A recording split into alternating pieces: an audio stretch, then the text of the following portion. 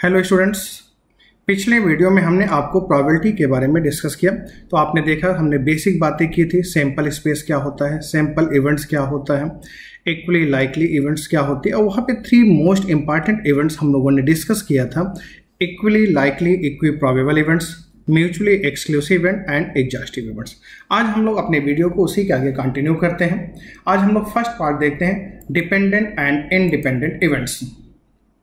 Dependent and independent events, देखो बेटा नाम से ही क्लियर है, ऐसी इवेंट्स जो कि एक दूसरे पे डिपेंड करती हैं। डिपेंडेंट इवेंट्स, एक इवेंट्स का होना दूसरे इवेंट्स के होने पे डिपेंड नहीं करता है, उन इवेंट्स को आप लोग इंडिपेंडेंट इवेंट्स कहते हो। एज एग्जाम्पल, एक बैग में हमने कुछ red, blue, green, white balls रखा है। हमने फर्स्ट बॉल रेड वाला निकाला और उसको अलग रख दिया। अब सेकंड बॉल हम अगर निकालते हैं तो सेकंड बॉल जो निकालेंगे वो डिपेंड करेगा कि फर्स्ट बॉल हमने क्या निकाली। लेकिन जो फर्स्ट बॉल आपने निकाला था, अगर उस बॉल को बैग में आपने रख दिया और विद रिप्लेसमेंट अगर आपने सेकेंड बॉल को फाइंड आउट किया, तब आपको नहीं पहचान पाएंगे या तब आपका इफेक्ट नहीं पड़ेगा। इस टाइप के इवेंट्स को हम लोग क्या कहते हैं, इंडिपेंडेंट इवेंट्स। जहां पे एक इवेंट्स का होना दूसरे इवेंट्स के होने या ना होने पे कोई इफेक्ट नहीं डालता है, उस टाइप के इवेंट्स को आप इंडिपेंडेंट इवेंट्स बोलेंगे। और जहां पे इफेक्ट डालता है उसको जो है आप डिपेंडेंट इवेंट्स कहते हैं। आइए देखते हैं dependent and independent events. Independent events, events A and B are said to be independent if occurrence or non-occurrence of one does not affect the probability of occurrence or non-occurrence of the other। जैसा कि मैंने आपको explain किया कि A और B दो events हैं, उनको उस समय इंडिपेंडेंट कहते हैं जब एक इवेंट्स का अकरेंस या नॉन अकरेंस दूसरे इवेंट्स के अकरेंस या नॉन अकरेंस पे कोई इफेक्ट नहीं डालता है। उस टाइप के इवेंट्स को आप इंडिपेंडेंट इवेंट्स बोलते हैं।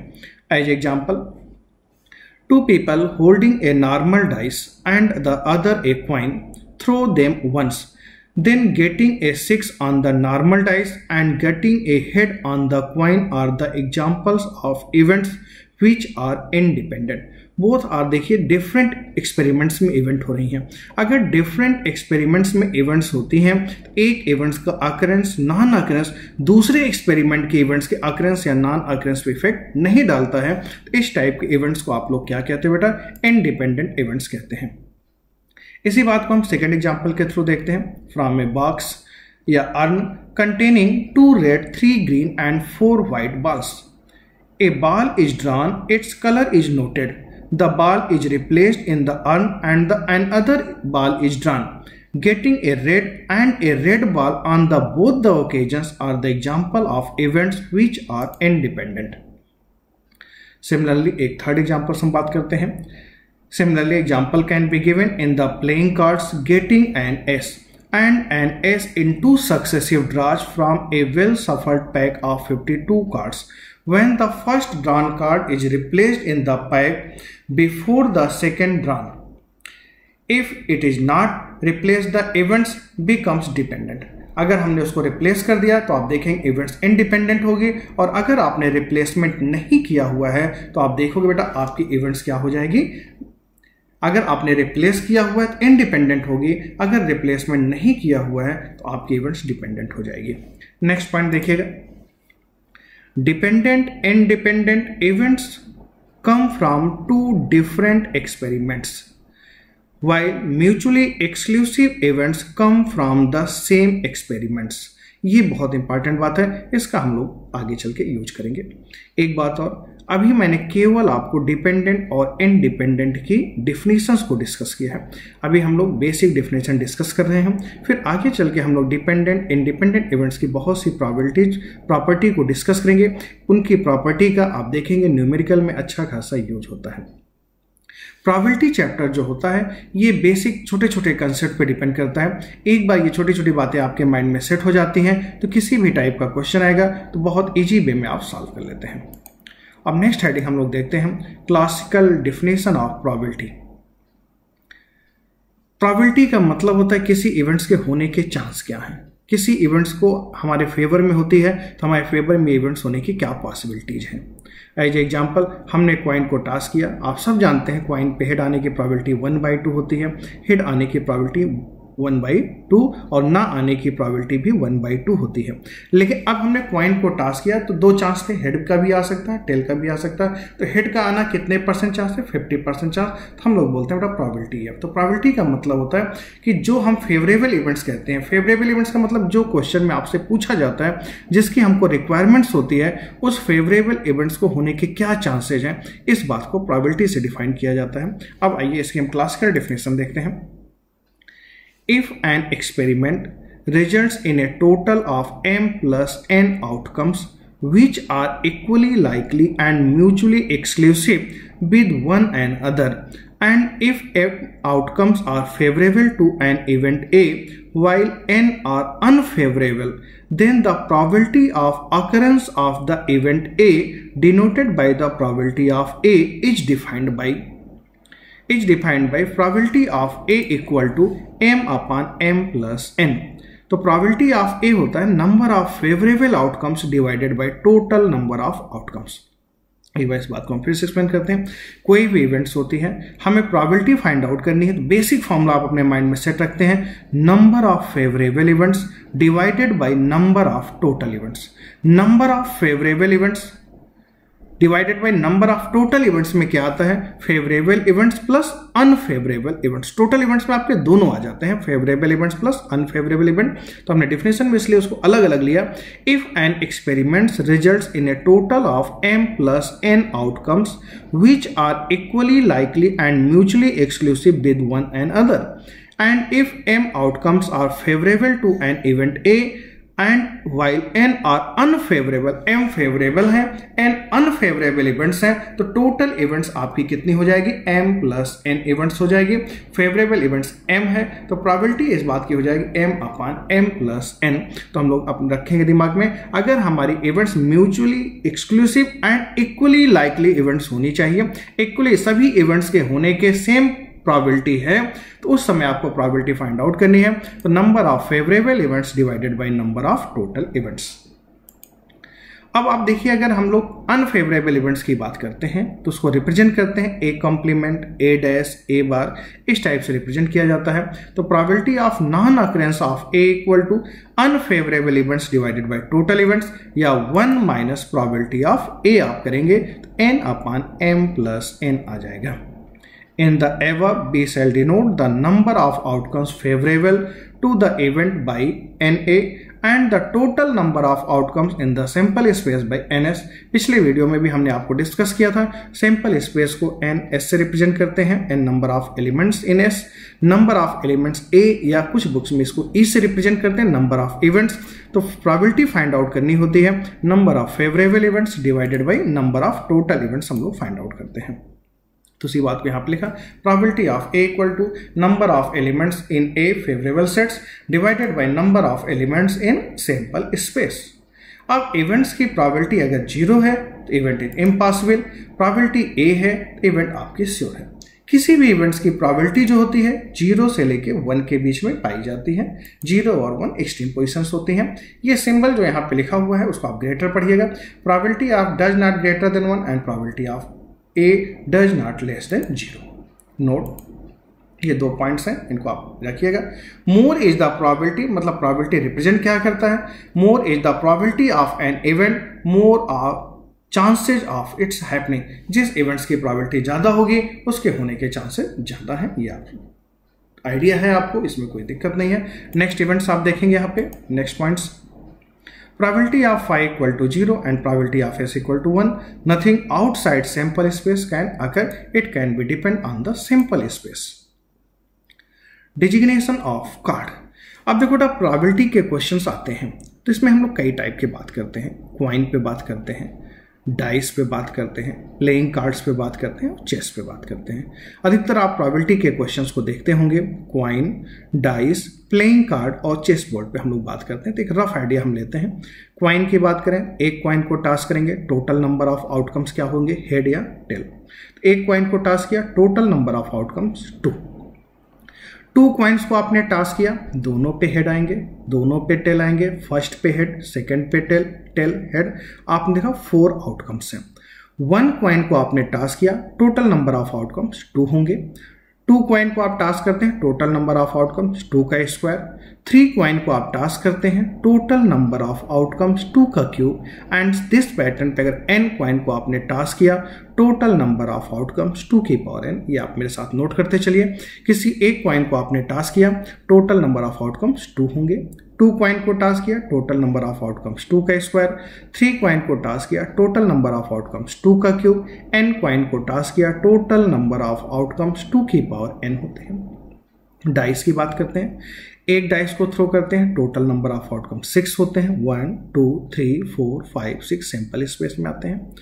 2 डाइस को आपने थ्रो किया तो आप देखो बेटा फर्स्ट डाइस पे 1 आएगा, तो सेकंड डाइस में 1 के साथ 1 2 3 4 5 6, सेकंड पे 2 आएगा, फर्स्ट डाइस पे 2 आएगा, सेकंड पे अगेन आप देखेंगे 2 के साथ 1 से 6, फर्स्ट पे 3 आएगा तो अगेन देखेंगे सेकंड पे 1 से 6। इस तरह से टोटल नंबर ऑफ आउटकम्स 36 होते हैं। तो 1 डाइस को थ्रो किया, total number of outcome 6। 2 dice को थ्रो किया, 6 का स्क्वायर। 3 डाइस को थ्रो किया, टोटल नंबर ऑफ आउटकम 6 का क्यूब। n डाइस को थ्रो करते हैं, टोटल नंबर ऑफ आउटकम 6 की पावर n। चेस बोर्ड आप सब लोग जानते हैं बेटा 64 स्क्वायर्स होते हैं, 32 ब्लैक होते हैं, 32 व्हाइट्स होते हैं। आगे हम आप देखेंगे चेस बोर्ड पे हमने आपको पीएनसी में बहुत से अच्छे अच्छे क्वेश्चंस कराए थे कि चेस बोर्ड आपको दिया गया है, उसमें कितने स्क्वायर बना सकते हैं, कितने रेक्टेंगल्स बना सकते हैं। चेस बोर्ड पे 2 नाइट्स अटैकिंग पोजिशन पे हों तो कितने तरीके से हो सकता है। चेस बोर्ड के अकॉर्डिंग अगर हम रोड बना दें किसी शहर की, तब minimum distance travelled by this क्या होता है। चेस बोर्ड में अगर हमारे मान लीजिए 2 डिफरेंट प्लेसेज पे हमारे नाइट्स को रख दिया जाए, 2 डिफरेंट प्लेसेज एलिफेंट्स को रख दिया जाए तो उनकी अटैकिंग पोजीशन क्या होती है। ये सारी बातें मैंने आपको पीएनसी के वीडियो में डिस्कस किया हुआ था। प्रोबेबिलिटी में उन पे हम लोग क्वेश्चंस करेंगे। तो आपने क्या देखा, क्वाइन, डाइस, चेस बोर्ड का एक रफ आइडिया आपके माइंड में सेट हो गया, आप पहले से भी जानते थे। प्लेइंग कार्ड्स के बारे में हम बात करते हैं, डिजिग्नेशन ऑफ प्लेइंग कार्ड्स। तो आपको आइडिया है बेटा 52 प्लेइंग कार्ड्स होते हैं, 26 रेड कलर के होते हैं, 26 ब्लैक कलर के होते हैं। तो उसको हम 2 पार्ट्स में डिवाइड करते हैं। There are 2 colours red and black. 26 card red colour के, 26 कार्ड ब्लैक कलर के होते हैं। इन 52 प्लेइंग कार्ड के पैकेट्स को 4 सूट में डिवाइड करते हैं। इस सूट में आपके पास 13 कार्ड्स होते हैं। हार्ट, फर्स्ट वाला आप देखिए हार्ट होता है, रेड कलर वाले हार्ट और डायमंड होते हैं। ये देखिए फर्स्ट कार्ड आपका जो है हार्ट शेप में होता है और दूसरा रेड कलर का डायमंड का होता है। और आप ब्लैक कलर देखेंगे 2 कार्ड होता है, जो बॉटम पे है स्पेड होता है, सेकंड वन क्या होता है क्लब के कार्ड होते हैं। Heart, diamond, spade, club, total 52 cards होते हैं। 13 के 4 सूट्स में हम डिवाइड करते हैं। फेस कार्ड, कुछ कार्ड्स ऐसे भी बनते हैं बेटा जिनके ऊपर फेसेज बने होते हैं। As example king, queen, jack. Heart में देखिए किंग, क्वीन, जैक होगा, डायमंड में किंग, क्वीन, जैक होगा, स्पेड में होगा, क्लब में होगा। तो फेस कार्ड्स की बात करते हैं तो टोटल 12 फेस कार्ड्स आपके पास आ जाते हैं। कहीं भी क्वेश्चन में अगर पूछा जाए find out the probability getting a face card, तो 12 फेस कार्ड्स होते हैं। ऑनर कार्ड्स की बात करते हैं। ऑनर कार्ड्स में एस को भी हम लोग कंसीडर कर लेते हैं, फेस कार्ड्स तो रहते ही रहते हैं, साथ में चारों एस को भी कंसीडर कर लेते हैं, तो 16 ऑनर कार्ड्स आपके पास हो जाते हैं। It contains all face cards and also a card marked A that can be known as Ace। तो टोटल 16 कार्ड्स हो जाते हैं। नेप कार्ड ये हो सकता है आपके लिए एक नया हो। नेप कार्ड्स में हम 3 टर्म्स को लेते हैं, 10, J और Q। 10, J और Q को नेप कार्ड्स कहा जाता है। तो ये आप देखेंगे टोटल 12 नेप कार्ड्स भी आपके सामने आ जाते हैं। तो ये एक हमने आइडिया दिया जिससे टोटल सैंपल स्पेस को लिखने में आपको हेल्प मिलेगी। 1-2 छोटे छोटे अब एग्जांपल्स लेते हैं। एकदम बेसिक्स में प्रोबेबिलिटी को डिस्कस कर रहा हूँ। ये मान के चल रहे हैं कि प्रोबेबिलिटी को आपने फर्स्ट टाइम देख रहे हैं और आपको प्रोबेबिलिटी का बिल्कुल भी आइडिया नहीं है। देखिए, an old man while dialling a 7-digit telephone number, after having dialed the first 5 digits, suddenly forgets the last 2. But he remembered that the last 2 digits were different. On this assumption, he randomly dials the last 2 digits. What is the probability that the correct telephone number is dialed? देखो क्या है, एक old man है, dialling a 7-digit telephone number, after having dialed the first 5 digits, suddenly forgets the last 2 digits. But he remembered the last 2 different digits. On the assumption he randomly dials the last 2 digits. What is the probability that the occurrence of the telephone number is dial. एकदम basic question है, लेकिन हम आपको सिखाते रहें जिससे कि एक आइडिया चलता जाए। 7 डिजिट्स हैं आपके पास, 7 डिजिट के नंबर बनाने थे, टोटल सैंपल स्पेस आप लिख लेते, लेकिन अब यहां पे देखिए आपको 2 डिजिट्स का सिलेक्शन करना है। तो लास्ट के 2 डिजिट्स को सिलेक्ट करने के लिए आप बताओ, फर्स्ट 2 डिजिट्स हैं, 1 डिजिट्स को आप कितने तरीके से ले सकते हैं, 0 से लेकर के 9 के बीच में 10 टाइप से ले सकते थे। अगर क्वेश्चन में यहीं पे ये ना गिवन होता कि दोनों डिजिट डिफरेंट है, तो फर्स्ट डिजिट लास्ट की जो 6th डिजिट होती है, 5 डिजिट तो उसने डाल कर दिया, 6th डिजिट को कितने तरीके से लेता 6, और 7th डिजिट को भी कितने तरीके से लेता 10। 6 डिजिट कितने तरीके से लेता 10 तरीके से लेता, 0 to 9 के बीच में, और 7th डिजिट को भी 0 से 9 के बीच में 10 तरीके से लेते। तो टोटल नंबर ऑफ आउटकम्स क्या होता 100, लेकिन आपको यहां पे डिफरेंट लेना था। तो 6th डिजिट को कितने तरीके से ले सकते हैं 10 टाइप से, 7th डिजिट कितने तरीके से ले सकते हैं 9, तो हमने वही लिखा। Note that total number of outways in which the last 2 digit difference can be dialled by 10 into 9 90 ways. These 90 EL कहीं पे हम लिखेंगे तो ये equally likely and mutually exclusive and exhaustive events को रिप्रेजेंट कर रहा था। Outcomes when only one of them favors happening of the event correct telephone is dialed। तो हमारे पास सैंपल स्पेस में तो कितने आ जाएंगे 90, फेवरेबल में कितने आएंगे 1 आएंगे। तो प्रोबेबिलिटी आपकी हो जाएगी number of favourable events divided by number of total events 1/90 हो जाएगा। लेकिन अगर यहीं पे दोनों नंबर डिफरेंस लास्ट के ना रहे होते तो इस बात की प्रोबेबिलिटी कितनी आ जाती 1/100 आ जाती। What the probability would have been if he did not even remember the last 2 digits were different। Here ns equal to 10 into 10, तो probability आपकी आ जाती 1/100। ठीक है बेटा, नेक्स्ट एग्जांपल हम लोग लेंगे।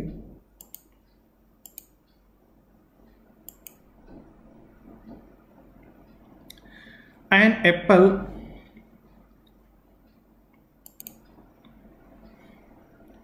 and 4 apple and 3 oranges are randomly placed in a line. Find the chance that the extreme fruits are both oranges. 4 apple and 3 oranges are randomly placed in a line। हम total events की बात करते हैं, at first total events की बात करते हैं। तो 4 एप्पल और 3 ऑरेंज को अगर हमें अरेंज करना है इन ए लाइन, तो आप ऐसा सोचिए जैसे हमने आपको बताया था n objects are arrange in a row, then the total number of arrangement is factorial n। तो हमारे पास 4 एप्पल 3 ऑरेंजेस थे, इनको रो में अरेंज करने का तरीका हो जाता फैक्टोरियल 7। लेकिन ऑरेंज और एप्पल्स हमारे क्या है यहाँ पे सिमिलर ऑब्जेक्ट, लाइक ऑब्जेक्ट्स होंगे। तो जब इनको लाइक ऑब्जेक्ट की तरह हम ट्रीट करेंगे तो टोटल सैंपल स्पेस हो जाएगा हमारा फैक्टोरियल 7/फैक्टोरियल 4 फैक्टोरियल 3 से डिवाइड करना होगा। फेवरेबल इवेंट्स में क्या कह रहे हैं, एक्सट्रीम पोजीशन पे ऑरेंज होने चाहिए। आपके पास कितने ऑरेंज थे 3, तो एक्सट्रीम पोजीशन पे आपने 2 ऑरेंज रख दिया। तो आप देखेंगे बेटा आपके पास 4 एप्पल और 1 ऑरेंज बचेगा। इन 5 ऑब्जेक्ट को हम फैक्टोरियल 5 तरीके से डिस्ट्रीब्यूट कर सकते थे। फेवरेबल इवेंट्स यहाँ पे जब निकालने जाएंगे हम लोग फैक्टोरियल 5 तरीके से, तो उसको हम डिस्ट्रीब्यूट कर सकते थे डिवाइडेड बाय 4 एप्पल्स जो हमारे सिमिलर हैं उनसे आपको डिवाइड भी करना पड़ेगा फैक्टोरियल 5/4। तो नंबर ऑफ ए देखा आपने फैक्टोरियल 5/4। प्रोबेबिलिटी फाइंड आउट करनी थी, favourable events divided by total events कर दिया आपने, 1/7 आ गया। यहाँ पे हमने नोट करके दिया भी है, note whether fruits the same species of different or alike that the probability of required event remains the same। Note whether fruits the same species are different or alike that probability of the required event remains the same। तो हमने यहाँ पे इस type से इस events की probability को find out कर लिया। नेक्स्ट एग्जांपल्स लेते हैं बेटा। Two natural are randomly selected from the first 20 natural numbers. हमारे पास 20 नेचुरल नंबर्स दिए गए हैं, इनमें से 2 नंबर्स को सिलेक्ट करना है। Find the probability that their sum is odd, sum is even, selected pair is twin prime. देखिए 20 नेचुरल नंबर्स हैं, टोटल स्पेस की बात करेंगे, टोटल आउटकम्स की बात करेंगे। 20 नेचुरल नंबर्स में से 2 नंबर्स को सिलेक्ट करने का तरीका कितना हो जाता है 20C2। आप देखिए 20 आपके पास दिए गए थे, 20 में से 2 के सिलेक्शन के जो तरीके होते हैं 20C2 हो जाते हैं। लेकिन हमें 3 कंडीशन में प्रोबेबिलिटी फाइंड आउट करनी है। बोथ आर इवन नंबर, दोनों का सम इवन हो, दोनों का सम ऑड हो और दोनों ही एक दूसरे के ट्वाइन प्राइम हो। एट फर्स्ट हम देखते हैं देयर सम इज ऑड। ऐसे 2 नंबर्स को हमको सेलेक्ट करना है जिनका सम ऑड नंबर हो। अब आप देखो सम ऑड होने की क्या शर्त होती है। सम ऑड होने का मतलब एक नंबर ऑड होना चाहिए और एक नंबर इवन होना चाहिए। अब 20 नेचुरल नंबर्स में आप देखेंगे आपके पास 10 इवन नंबर हैं, 10 ऑड नंबर हैं। फेवरेबल इवेंट्स के लिए दोनों का सम क्या होना चाहिए बेटा? ऑड होना चाहिए। ऑड होने के लिए एक नंबर को इवन होना चाहिए, एक नंबर को ऑड होना चाहिए। अब बताइए एक नंबर इवन चाहिए तो कितने इवन नंबर्स हैं आपके पास? 10 में से एक इवन नंबर का सिलेक्शन 10C1, 10 ऑड नंबर में से एक ऑड नंबर का selection 10C1, 10C1 into 10C1 कितना आ गया? 100 आ गया। फेवरेबल इवेंट कितने आ गए? 100। टोटल इवेंट्स के लिए आपने क्या किया था? 20C2 किया था 190। तो प्रोबेबिलिटी आ गई favourable event 100 divided by total event 190। 100 में 190 से आपने डिवाइड किया, 10/19 आ गया। क्लियर हो गया? मेन बात क्या थी आप सब जानते हैं, सम यहां पे क्या होना चाहिए था बेटा? ऑड नंबर होना चाहिए था। सम को ऑड नंबर होने के लिए एक नंबर इवन होना चाहिए था, दूसरा नंबर ऑड होना चाहिए था। इवन नंबर कितने आपके पास? 10। ऑड नंबर कितने हैं? 10। 10 में से एक इवन नंबर का सिलेक्शन 10C1, 10 में से एक ऑड नंबर का selection 10C1, 10C1 into 10C1 कितना हो गया? 100 डिवाइडेड बाई 190 आपने किया तो ये आपके प्रोबेबिलिटी मिल गई। सेकेंड एग्जाम्पल क्या था? Sum is even. Sum even कब होता है? जब दोनों ही ऑड नंबर हों या दोनों ही इवन नंबर हों। अब दोनों ही ऑड नंबर हों तो 2 ऑड नंबर 10 में से सिलेक्शन 10C2, 2 इवन नंबर का selection 10C2, 10C2 plus 10C2 equal to 2 times 10C2 equal to 90। तो यहां पे फेवरेबल इवेंट 90, टोटल इवेंट्स 190, आपने डिवाइड करके प्रोबेबिलिटी फाइंड आउट कर लिया। मेन इंपॉर्टेंट बात आई होगी ट्वाइन प्राइम। हो सकता है आपको इसका आइडिया ना हो, लेकिन हमने थोड़ा सा आपको प्रोबेबिलिटी में उसमें पीएनसी में डिस्कस भी किया था, लेकिन एक बार आप फिर समझ लीजिए। ट्वाइन प्राइम का मतलब होता ऐसे 2 पॉजिटिव नंबर्स जिनका डिफरेंस 2 हो, ऐसे 2 पॉजिटिव नंबर जिनका डिफरेंस 2 हो। अच्छा, ट्वाइन प्राइम की बात करते हैं तो 1 को हम नहीं ले सकते, 1 हमारा प्राइम नंबर नहीं होता है। ऐसे 2 प्राइम नंबर जिनका डिफरेंस क्या होता है? हमेशा क्या हो? 2 है। एज एग्जांपल 3 5, 5 7, 7 9 नहीं ले सकते थे आप क्योंकि 9 प्राइम नंबर नहीं होता है। तो आपने देखा 11 13, फिर उसके बाद 17 19 आया। तो कितने प्राइम नंबर आए आपके पास? 4 आ गए। टोटल आउटकम्स कितने थे? 190। 4/190 आपने किया। इस बात की आपने प्रोबेबिलिटी को फाइंड आउट कर लिया। तो क्या देखा बेटा? 2 नंबर्स का सम इवन होना चाहिए था। तो इवन होने के लिए आपको प्रोबेबिलिटी मालूम थी कि भाई आपके नंबर इवन कब होंगे? जब दोनों ही ऑड हो या दोनों ही इवन हो। ऑड होने के लिए एक ऑड एक इवन होना चाहिए। ट्वाइन प्राइम, ट्वाइन प्राइम का मतलब 2 ऐसे प्राइम नंबर जिनका डिफरेंस हमेशा कितना है? 2 आए। तो आपने देखा 3 5, 5 7, 11 13, 17 19, 4 फेवरेबल इवेंट्स आ रही थी। टोटल इवेंट्स था 20C2, 4/20C2 किया। ये आपने इस क्वेश्चन का आंसर फाइंड आउट कर लिया। ठीक है बेटा, नेक्स्ट देखते हैं।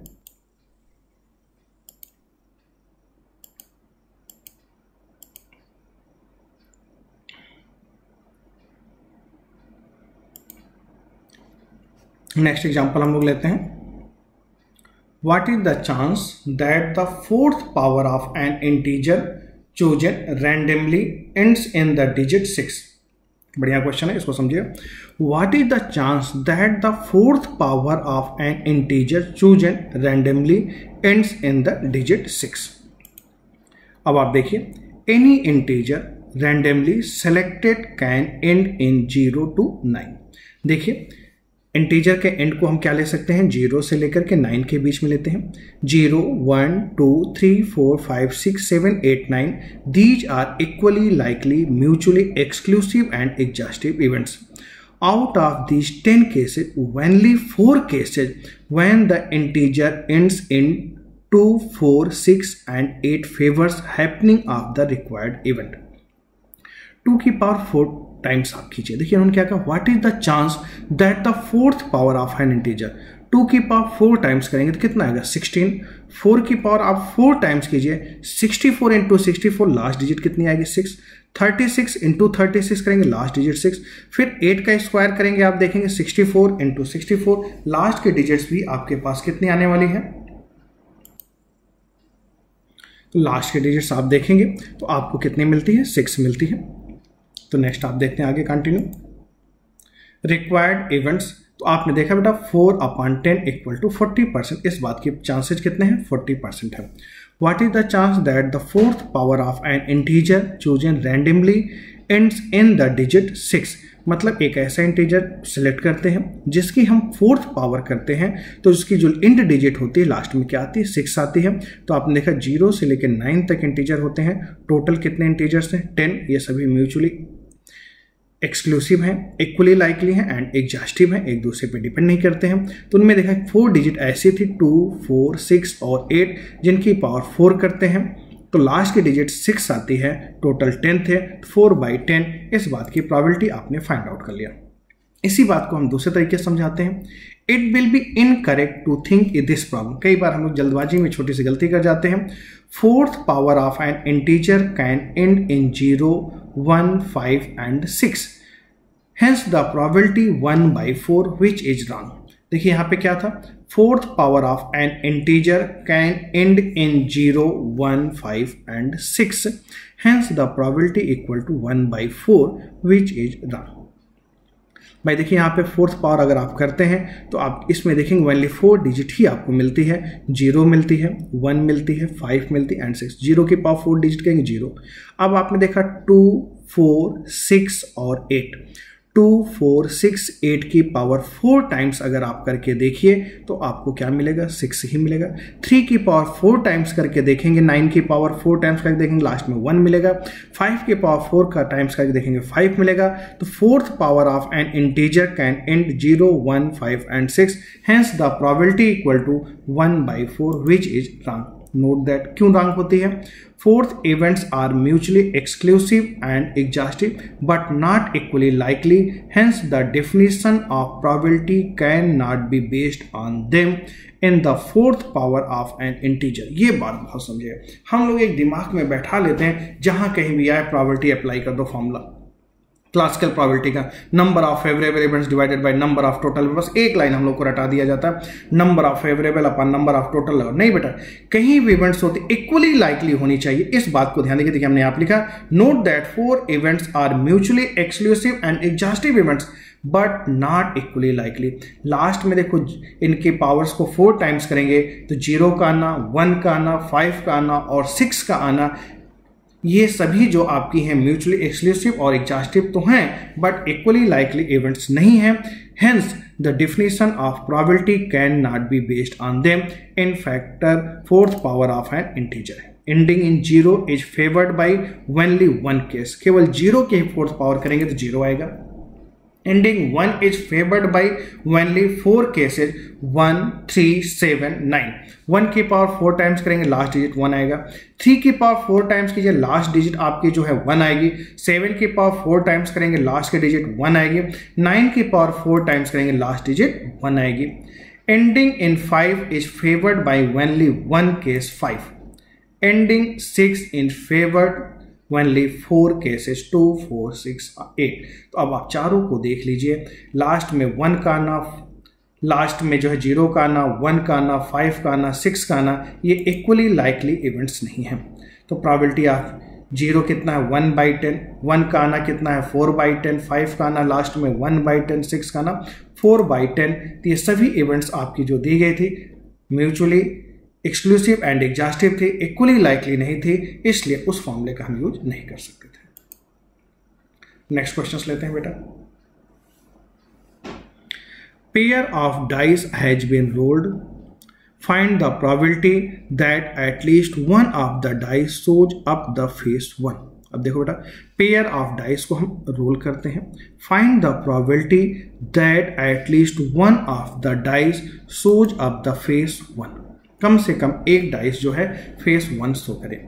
There are 4 mutually exclusive and exhaustive events. A1, first dice only shows up the face 1। Event T2 हम ले रहे हैं। Second dice only shows up the face 1, event E3 ले रहे हैं, both dice shows up the face 1। Fourth हम ले रहे हैं, none of the dice shows up the face 1। अब इसमें ध्यान से देखेंगे आप लोग, out of the first 3 cases favours happening of the required event, hence probability of required event equal to 1 minus probability of E4 equal to 1 minus 25 by 36 equal to 11 by 36। अब यहाँ पे आप देखेंगे फर्स्ट डाइस में क्या कह रहा है, 1 फेस है। सेकेंड डाइस में क्या है, 1 force only shows up 1 face. Third में भी क्या कह रहा है, बोथ डाइस फेस 1। फोर्थ कह रहा है none of the dice shows up the face 1। Question में हमें कहा गया कम से कम एक डाइस को फेस करें, तो कितने डाइस को थ्रो किया गया, 2। तो आप ऐसा करो बेटा, फर्स्ट डाइस पे 1 का आना निकाल लें, सेकेंड डाइस पे फिर दोनों पे निकालें। इससे अच्छा है हम ये करते हैं टोटल इवेंट्स की प्रोबेबिलिटी कितनी, 1, किसी पे भी 1 के आने की प्रोबेबिलिटी, 1 के ना आने की प्रोबेबिलिटी को माइनस कर दिया जाए। अब फर्स्ट डाइस पे 1 के ना आने की प्रोबेबिलिटी कितनी है, 5/6 है। भाई किसी भी एक नंबर के आने की प्रोबेबिलिटी कितनी है, 1/6। अगर हम एक डाइस को थ्रो करते हैं 1 2 3 4 5 6 में से 1 के आने की प्रोबेबिलिटी कितनी है, 1/6। 1 के ना आने की प्रोबेबिलिटी कितनी है, 5/6। फर्स्ट डाइस पे 1 के ना आने की प्रोबेबिलिटी 5/6, सेकेंड डाइस पे 1 के ना आने की प्रोबेबिलिटी 5/6, 1 के ना आने की प्रोबेबिलिटी 25/36, तो 1 के आने की प्रोबेबिलिटी 1 minus 25/36, 11/36।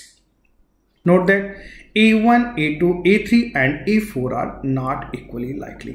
यहाँ पे भी चारों इवेंट्स इक्वली लाइकली नहीं थी, इसलिए हमने formula direct favourable upon total ना यूज करके हमने क्या किया, यहाँ पे किसी भी डाइस पे 1 के ना आने की प्रोबेबिलिटी को फाइंड आउट किया और 1 में से आपने इसको माइनस कर दिया।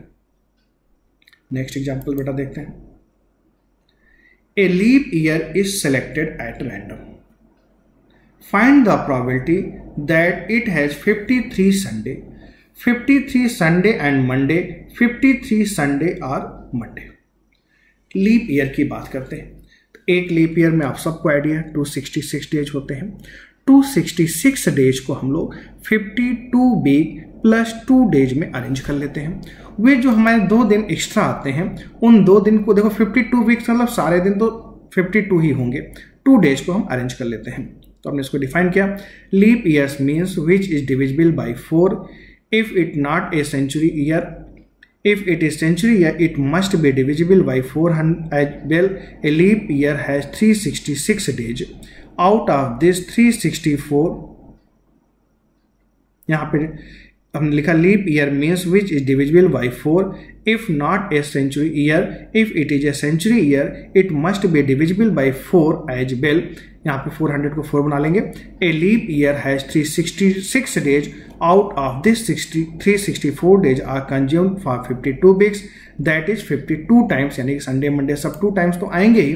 जो 2 दिन हमारे एक्स्ट्रा आते हैं उनका अरेंजमेंट हम किस टाइप से कर सकते हैं, इसको आप देखिएगा। तो Sunday Monday, Monday Tuesday, Tuesday Wednesday, Wednesday Thursday, Thursday Friday, Friday Saturday, Saturday Sunday. तो आप देखिए 1 2 3 4 5 6 7, तो जो रिमेनिंग 2 डेज आए थे उनका अरेंजमेंट हम लोग 7 टाइप से कर सकते थे। क्वेश्चन में कहा गया 53 Sunday and Monday, 53 Sunday and Monday, 53 Sunday और मंडे, 53 संडे, 53 संडे आने की प्रोबेबिलिटी, मतलब एक संडे आने की प्रोबेबिलिटी को अगर देखा जाए, फर्स्ट हमारा देखिए तो संडे यहाँ पे 2 तरीके से आ सकता है, एक बार सैटरडे संडे के साथ आ सकता है या संडे मंडे के साथ आ सकता है। तो फेवरेबल इवेंट 2, टोटल आउटकम्स कितने थे 7, तो देखो संडे मंडे को हम टोटल 7 टाइप्स अरेंज कर सकते थे, तो प्रोबेबिलिटी हमारी आ गई 2/7। इवेंट बी में कहा गया 53 संडे एंड मंडे, तो संडे एंड मंडे आने का एक ही तरीका है, जो फर्स्ट केस है संडे एंड मंडे। टोटल कितने थे sample space 7, favourable sample space कितना है हमारे पास 1, तो हमें संडे और मंडे आने की प्रोबेबिलिटी 1/7 हो जाएगी। नेक्स्ट आपसे कह रहा संडे और मंडे, संडे आए या मंडे आए, तो देखो संडे मंडे के साथ भी हमारा काम बन जाएगा, मंडे ट्यूसडे के साथ भी काम हो जाएगा, सैटरडे संडे के साथ भी संडे आ रहा है, तो संडे या मंडे आने के कितने तरीके हैं आपके पास, 3 तरीके हैं आउट ऑफ 7, तो प्रोबेबिलिटी कितनी हो जाएगी 3/7 हो जाएगी। नेक्स्ट एग्जांपल देखते हैं बेटा।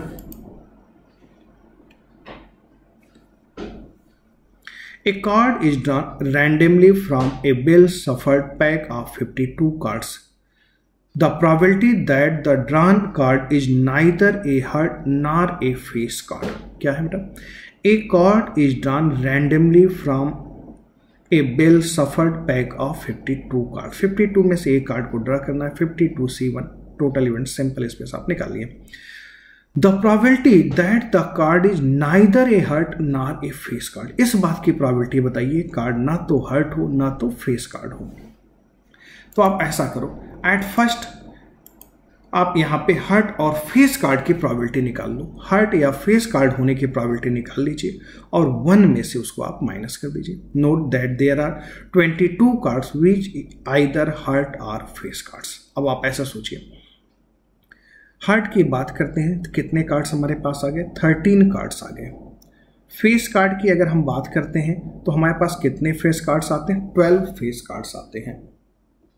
लेकिन इन 12 में से 3 फेस कार्ड्स हमारे हार्ट के साथ कॉमन हो गए. तो रिमेनिंग कितने हैं? 9 फेस कार्ड प्लस 13 हार्ट वाले फेस के साथ. हार्ट के कार्ड में 3 फेस ऑलरेडी इंक्लूडेड. तो रिमेनिंग 9 प्लस 13 टोटल हमारे पास हार्ट और फेस के कितने कार्ड्स हो गए? 20 कार्ड्स हो गए. ये 20 कार्ड्स जो हमारे हो गए, इन 20 कार्ड्स की प्रोबेबिलिटी हो गई 22/52 11/26. हार्ट या फेस कार्ड्स आने की प्रोबेबिलिटी को आपने फाइंड आउट किया 11/26. इनके ना आने की प्रोबेबिलिटी फाइंड आउट करनी थी. 1 में से 11/26 को आपने माइनस कर दिया, 15/26 आ गया. ये आपके क्वेश्चन का आंसर आ गया. ठीक है बेटा. It is be noted that P not A और A कॉम्प्लीमेंट और A C से भी सफिक्स हम प्रीफिक्स रिप्रेजेंट करते हैं. कहीं भी हमें कॉम्प्लीमेंट्स लिखना होता, A के ऊपर डैश बना दिया, A के ऊपर बार बना दिया या C का बना दिया, इसका मतलब A के ना होने की बात की जाती है. इसके लिए हम लोग 1 माइनस प्रोबेबिलिटी ऑफ A लिखते हैं. A and A complement makes an event sure event and probability of sure event is 1. हम लोग जानते हैं किसी बात का होना या ना होना दोनों मिलकर के आपकी एक श्योर इवेंट बनाते हैं, मतलब 100% 1 बनाते हैं. तो आप लिख सकते हैं probability of A plus probability of A complement equal to 1. तो probability of A plus probability of A complement equal to 1 होता है. नेक्स्ट इवेंट्स की हम बात करते हैं, odds in favor and odds against of an event. ये देखिए, इसका भी क्वेश्चन में अच्छे खासा यूज होता है. इसका केवल कंसेप्ट आपको पता हो, बाकी कुछ भी नहीं है, केवल एक कंसेप्ट पे डिपेंड होता है. देखिए, odds in favor and odds against of an event. If an experiment has m plus n as a total number of outcomes which are equally likely, mutually exclusive and exhaustive events, and if m outcomes are in favor of an event A and n outcomes are not in the favor of that event A means n outcomes are in against of event A, then we can say. क्या कहा भाई? If an experiment has m plus n as a total number of outcomes, एक experiment में total number of outcomes कितने हैं? m plus n है. Which are equally likely, mutually exclusive and exhaustive. If m outcomes are in favour of an event A, event A के favour में कितनी outcomes हैं? m है. And n outcomes are not in the favour of that event A, n outcomes जो आपकी हैं A के favour में नहीं है. तो अब आप देखिए, इसके लिए हमने डिफाइन कैसे किया, odds in favor of event A equal to m upon n. odds in favor of event A, अगर आपसे कहा जाए odds in favor of event A, तो m क्या है? Favourable events. n क्या है? Unfavourable events. अगर यहीं पे कहा गया होता odds in against of event A, n upon m, against of event A and non-favorable event divided by favorable events. तो फेवर ऑफ इवेंट ए की बात करते हैं, odds in favour of event A की बात करेंगे, favourable events divided by non favourable events. Against की बात करेंगे, non favourable events divided by favourable events. Note, if probability of A equal to A by B, किसी events के होने की प्रोबेबिलिटी a बाई बी दी गई है, यानी कि a यहाँ पे क्या है? फेवरेबल इवेंट्स क्या है, b क्या है? Favourable events plus unfavourable events का सम यहां पे क्या दिया है, बी दिया हुआ है। तो arts in favour of event A की बात करेंगे तो फेवरेबल इवेंट्स आपका कितना हो जाएगा, ए डिवाइडेड बाय अनफेवरेबल इवेंट्स। तो टोटल इवेंट्स बी में से फेवरेबल इवेंट ए माइनस करेंगे अनफेवरेबल इवेंट्स, यानी कि कभी भी प्रोबेबिलिटी ए रेशियो बी दी गई है तो arts in favour of event A की आप बात करेंगे ए अपॉन बी माइनस ए हो जाएगा। नेक्स्ट पॉइंट्स आप देखेंगे, arts in against of event, arts in against of events की बात करेंगे तो b minus A ratio A. Against की बात करेंगे non favourable events divided by total non favourable events divided by favourable events. तो नॉन फेवरेबल इवेंट्स कितनी हो जाएगी, b minus A divided by A. बहुत छोटा सा कंसेप्ट होता है लेकिन कई बार बच्चे मिस कर जाते हैं। अब आप ऐसे समझिए, arts in favour of event A, favour की बात कर रहा है तो favourable events divided by non favourable events. Against की बात कर रहा है non favourable events divided by favourable events. मान लो कहीं पे प्रोबेबिलिटी आपको दी गई है ए रेशियो बी, तो ए किसको रिप्रेजेंट करेगा, फेवरेबल इवेंट्स को, बी किसको रिप्रेजेंट करेगा, टोटल इवेंट्स को। तो नॉन फेवरेबल इवेंट्स आपकी कितनी हो जाएगी, बी माइनस ए हो जाएगी। तो आपने देखा बेटा odds in favour of event A, favour of event A की बात करें फेवरेबल इवेंट कितनी, A divided by non favourable event B minus A. Against की बात करेगा non favourable B minus A divided by favourable A. इस तरीके से ये 2 पॉइंट्स आप याद रखें, इन पे कई बार आप देखते हैं क्वेश्चंस आपसे पूछ लिया जाता है। आइए इस पे एक छोटा सा एग्जाम्पल भी लेते हैं। 5 different marbles are placed in 5 different boxes randomly. Find the odds in favor that exactly 2 boxes remains empty given each box and hold any number of marbles. 5 different marbles are placed in 5 different boxes randomly. Find the odds in favor that exactly 2 boxes remains empty. 2 boxes remains empty given each box can hold any number of marbles. Question given है each box can hold any number of marbles. Each box can hold any number of marbles. तो total sample space हो जाएगा 5 की power 5 हो जाएगा। First box में हम 5 तरीके से रख सकते हैं, सेकंड में 5, थर्ड में 5, फोर्थ में 5, फिफ्थ में 5। तो ये आपका हो गया।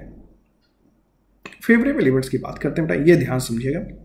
क्वेश्चन पहले ही कहा गया 2 boxes which are remain empty can be selected in 5C2 beige. हमारे पास 5 बॉक्स में से 2 को एम्प्टी रखना है, तो उन 2 को जिनको एम्प्टी रखना है 5C2 बेज से सिलेक्ट कर लिया। And 5 marbles can be placed in remaining 3 boxes. अब 5 मार्बल को 3 बॉक्स में हमें रखना है, तो 5 बॉक्स को 3 बॉक्स में रखना है। तो उनको रखने के तरीके क्या हो सकते थे, 2 2 1 एक तरीका हो सकता था और दूसरा हो सकता था 3 1 1 हो सकता था। तो आपने देखा बेटा placed in the remaining 3 boxes हमारे जो थे 3 बॉक्स में इनको रखने का तरीका क्या होगा, इसको पहले आइए समझते हैं। एक एक स्टेप समझिए। फॉर्मेशन एंड डिवीजन आप ग्रुप पीएनसी में समझाया था, लेकिन अब यहाँ समझिए। आप देखिए पहले 2 2 1 को हमें 3 ग्रुप में डिवाइड करना है। तो टोटल कितने थे, factorial 5 divided by factorial 2 factorial 2। यहाँ देखो आपको कंफ्यूजन होगा, हमने इसको factorial 5 upon factorial 2 factorial 2 factorial 2 लिख दिया है। तो यहाँ पे बहुत से बच्चों को कन्फ्यूजन होगा, सर आपने ये क्यों लिख दिया, ये फैक्टोरियल 2 तीसरा कहाँ से आ गया। अब बेटा इसको ऐसे समझो, फैक्टोरियल 5 आपने लिखा डिवाइडेड बाई हमको फैक्टोरियल 2 लिखना चाहिए था, फिर फैक्टोरियल 2 लिखना चाहिए था, उसके बाद फैक्टोरियल 1 लिखना चाहिए था। फैक्टोरियल 1 1 होता है इसलिए हमने नहीं लिखा। अब देखिए 2 2 के 2 सिमिलर ग्रुप थे, 2 2 के 2 सिमिलर ग्रुप थे, इसलिए फैक्टोरियल 2 से हमने डिवाइड कर दिया। Plus factorial 5 upon factorial 3 factorial 1 लिखना चाहिए था। अगेन 1 1 के 2 सिमिलर ग्रुप में डिवाइड हो रहे थे, इसलिए हमने फैक्टोरियल 2 से डिवाइड कर दिया। तो अब आपने देखा ये क्यों आया। 2 boxes which are remain empty can be selected in 5C2 beige, उनको तो हमने अलग कर दिया। 5 marbles can be placed in remaining 3 boxes. 3 boxes को भी अरेंज करने के तरीके हमारे पास कितने हो गए, फैक्टोरियल 3 हो गए। और उनमें ग्रुप में अरेंज करने का क्या तरीका था हमारे पास, 2 2 1 के ग्रुप में डिवाइड कर सकते थे, 3 1 1 के तरीके से डिवाइड कर सकते थे। डिवीजन आप लोग देखा factorial 5 upon factorial 2 factorial 2 factorial 1। यहाँ पे फैक्टोरियल 1 आप चाहें तो लिख सकते हैं, मैच कराइएगा आप। Factorial 5, factorial 2, factorial 2, factorial 1 divided by 2 के सिमिलर ग्रुप थे फैक्टोरियल 2 प्लस सेकेंड तरीका हो सकता था या 3 1 1 का ग्रुप हो सकता था, factorial 5 upon factorial 3, factorial 1, factorial 1 1 1 के 2 सिमिलर ग्रुप में डिवाइड करते फैक्टोरियल 22। इसको सॉल्व करके आपने देखा 150 आ जाएगा। अब प्रोबेबिलिटी हमें फाइंड आउट करनी थी, तो प्रोबेबिलिटी हमारी हो जाएगी number of favourable events divided by total event. तो पहला इसमें हमें 5C2 से भी मल्टीप्लाई करना पड़ेगा, क्योंकि 5 में से 2 बॉक्स को सिलेक्ट करने का तरीका 5C2 into total number of division of group कितना है 150, 5C2 इंटू 150 डिवाइडेड बाई 5 की पावर 5। तो ये आपने इस बात की प्रोबेबिलिटी को फाइंड आउट कर लिया। ये तो आपकी प्रोबेबिलिटी आ गई। Hence odds in favor of event A, अब favour of event A find out करना था, तो फेवर ऑफ इवेंट A करना था तो A upon B minus A करते तो 12:13 आ जाता। ये आपने इस बात की प्रोबेबिलिटी को फाइंड आउट कर लिया। तो आज के वीडियो में बेटा हमने आपको क्लासिक प्रोबेबिलिटी को बताया, उससे रिलेटेड बेसिक एग्जांपल्स को आपको सिखाया। इनको आप प्रैक्टिस कर लीजिए। नेक्स्ट वीडियो में हम आपको इसके आगे कंटिन्यू करते हैं। Okay, thank you.